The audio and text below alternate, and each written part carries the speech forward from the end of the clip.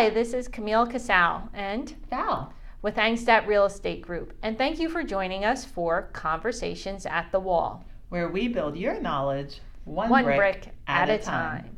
And today we'd like to talk to you about fireplace safety. It's going to snow this weekend. Are you excited? Nope, not unless I have cookies. So I'm excited. Gotta get some butter. Well, and that doesn't go well with the New Year's resolutions. I don't want to hear anything about that. Anyway, back to fireplace safety. And we know that if you have a fireplace, you're looking forward to curling up by it during a snowstorm. So let's just talk through some quick points about fireplace safety. And then we're actually going to go visit a home that's on the market and has a gorgeous fireplace. And we'll give you a little tour of that home after this part of the video. Yes. So, number one. You want to go ahead with number one? Only burn dry cured wood. And by cured, I mean wood that's been chopped, split, and seasoned by drying it out for 8 to 12 months. Because anything else, like it can still have some of the tree sap in there. I've made that mistake, like trying to burn some wood and you kind of see it like bubbling and sizzling because But it makes a really nice sound.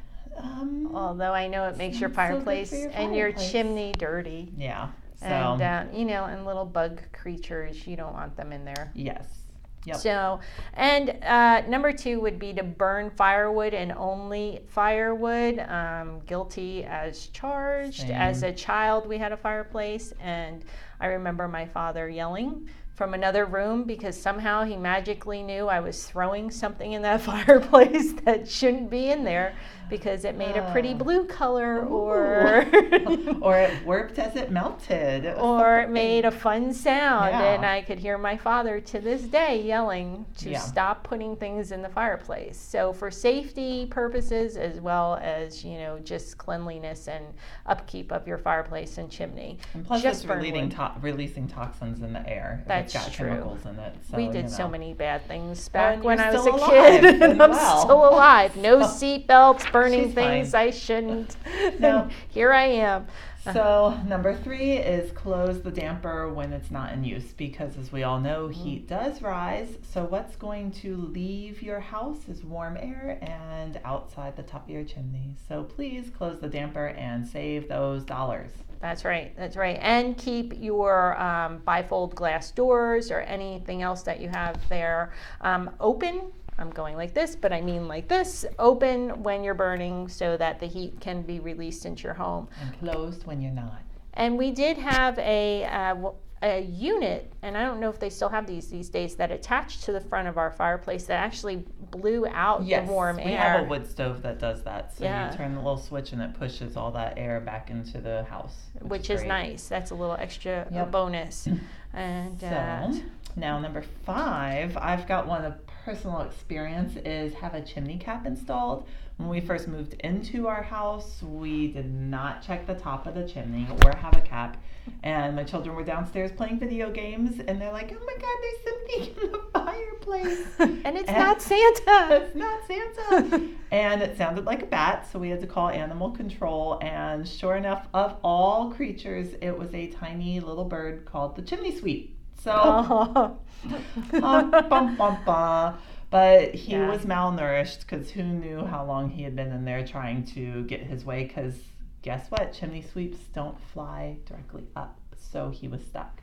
But we released him into the wild, so get a chimney cap. It's anywhere from $50 to $200, but that will prevent things coming into your home. Particularly squirrels. As well, because we had that experience as a child, and that's unpleasant. Having squirrels. So replace poorly sealing dampers. Again, you want to keep the cold air out when you're not using the fireplace. You want to keep the warm air in, and that's just a good way to save your dollars again. Mm-hmm. And for safety, install carbon monoxide detectors and smoke detectors, especially near the bedrooms and near the chimney itself, because God forbid something Like, we just wouldn't wish that to happen. So safety first, install those detectors because you want to know at the first sign. Back in the old days, houses were built differently, and I've watched those fire safety videos where we used to have 5 minutes to get out once the smoke detector went off. Now it's only about 40 seconds. So it's some serious stuff. Yeah, we should go back to old time construction. Yeah. And of course, get your chimney cleaned twice a year. Cleanliness and upkeep helps everything run perfectly. And this way, you do have the full use of it and you're getting as much heat off of it as possible and preventing any accidents from happening. And then this one I'm going to kind of read off the paper because it's just so important. To burn a fire safely, build it slowly, adding more wood as it heats. Don't start fast like a flash fire. You want to keep the damper of your wood fireplace completely open to increase the draw of the early stages. Burn the fire hot, at least occasionally, with the damper all the way open. It helps prevent the smoke from lingering and backing up and getting into your home. So you definitely want to prevent creosote from developing because, again, fire safety, we don't want those in your home. We want them contained in the fireplace.